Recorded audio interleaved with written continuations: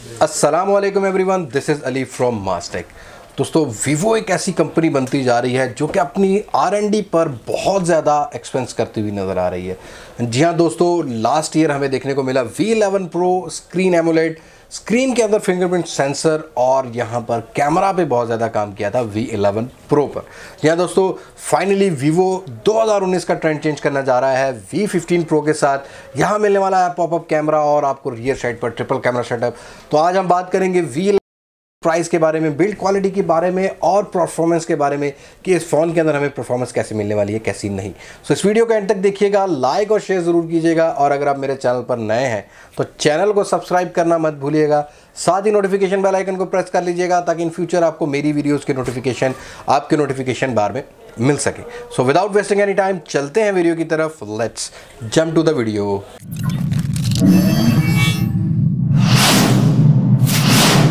Okay जी, बात करें V15 Pro की तो बहुत ज़्यादा लीक्स और रूमर्स निकल रहे थे, तो अब फाइनली यहाँ पर पिक्चर रिवील कर दी है वीवो ने और बहुत ही जल्द यहाँ इंडिया की मार्केट में लॉन्च होने वाला है V15 Pro।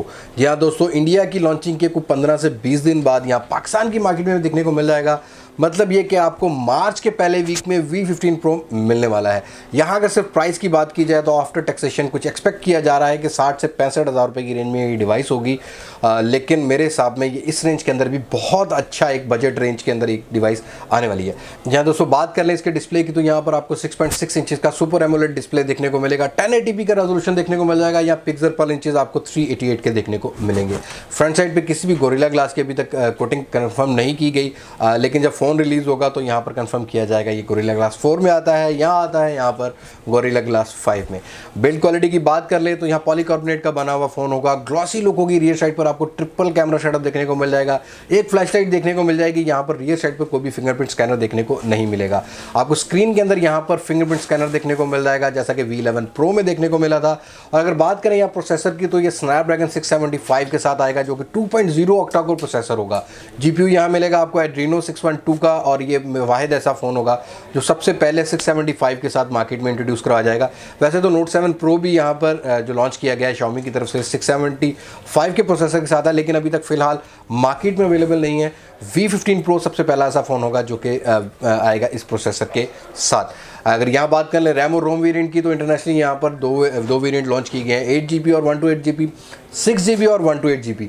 लेकिन वीवो स्टिल वेटिंग में है। ओप्पो का F11 लॉन्च होने के बाद यहाँ पर अनाउंस करेगा कि पाकिस्तान के अंदर आपको 6GB 128GB वाला वेरिएंट देखने को मिलेगा, यहाँ आपको देखने को मिलेगा 8GB 128GB वाला वेरिएंट। यहाँ अनबॉक्स करते ही आपको इस फ़ोन के अंदर एंड्रॉयड पाई का ऑप्शन देखने को मिलेगा, फन टच ऑपरेटिंग सिस्टम 4.5 का देखने को मिलेगा। यहाँ अगर सेंसर्स की बात कर लें तो इस फ़ोन के अंदर आपको सारे ही सेंसर्स देखने को मिल जाएंगे। फेस अनलॉकिंग वाला ऑप्शन देखने को मिल जाएगा और यहाँ आपको देखने को मिल जाएगा जायरो का सपोर्ट। अब बात कर लेते हैं मेन हाईलाइटिंग फीचर इस फ़ोन की। तो जी हाँ दोस्तों, यहाँ पर ये पहला ऐसा फ़ोन होगा मोबाइल इंडस्ट्री में जो कि 32 मेगापिक्सल के पॉपअप कैमरे के साथ आएगा, सेल्फी के साथ।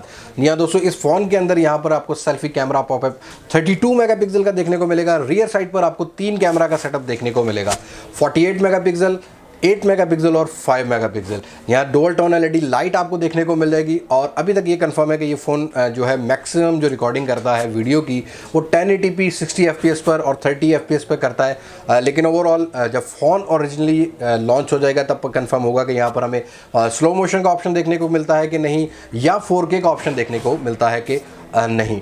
यहाँ बात कर लेते हैं बैटरी की तो इस फ़ोन के अंदर आपको 3700 mAh की बैटरी देखने को मिलेगी और टाइप C की कनेक्टिविटी देखने को मिलेगी आपको 2.0 वाली, 1.0 पर रिवर्सेबल फास्ट चार्जिंग का सपोर्ट देखने को मिल जाएगा। और यहाँ उम्मीद करता हूँ जैसा कि V11 Pro में आपको अनबॉक्स करते ही डुअल वोल्टेज वाला चार्जर देखने को मिला था फास्ट चार्जिंग की सपोर्ट के साथ, ऐसा ही आपको V15 Pro के साथ देखने को मिलेगा। जी हाँ दोस्तों, यहाँ बात कर लें प्राइस की तो पाकिस्तान की मार्केट में V11 Pro हमें देखने को मिला था लॉन्च होते ही 45,000 रुपये की रेंज में 6GB 128GB वाला वेरिएंट। प्रोसेसर स्नैपड्रैगन 660 का देखने को मिला था, लेकिन आफ्टर टैक्सेशन प्राइस यहाँ पर हो गई थी 55,000 रुपये के राउंड अबाउट, और अभी भी स्टिल आपको 55,000 रुपये में मिलने को देखने को मिल जाता है। यहाँ V15 Pro के अंदर अभी फिलहाल जो टीज़र है उसमें ब्लू कलर देखने को मिल रहा है, लेकिन हो सकता है कि वीवो आगे कलर चेंज करे जैसे कि V11 Pro में पर्पल कलर भी आया था।